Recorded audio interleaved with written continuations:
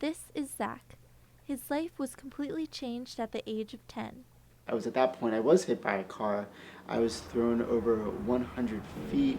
I had broken almost every bone in my body. I had fractured my skull, broke my left leg, broke my femur, broke my hip, broke my pelvis, had traumatic brain injury. So it was a very, very serious accident. It's unclear if Zach would survive. He was in a coma for 9 days, but during that coma, he had a vivid dream that spoke to him. And I saw all these ancestors that I didn't really recognize, but they looked familiar. And my grandfather walked up to me in this dream and he said to me, "Zach, you were hit by a car, but I know you can get better, but you have to do this on your own. You can get better, but it's up to you to get better." Zach summoned the courage to persevere. He healed physically, but he was not the same emotionally. You know, before my accident, I was very, very silly and goofy and really off the walls. And right after my accident, I was very, very serious, very subdued.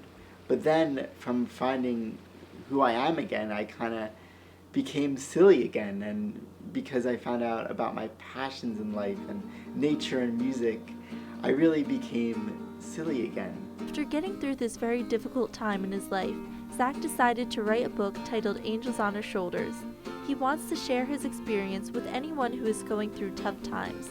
Zach believes, we've all been in this situation. We've all been through painful moments in our lives. And that was really my motivation for Angels on Our Shoulders. Zach recently started an organization with the same name, Angels on Our Shoulders, at Penn State. His goal is to increase the amount of people he can help through his story. This was his first event. So here we are at the Angels on Our Shoulders toy drive. Many of the students have donated toys for the children at the Children's Hospital of Philadelphia. At this event, Zach told people the story of his accident and how he was able to persevere. A holiday card was signed to share good wishes with the children at the Children's Hospital of Philadelphia.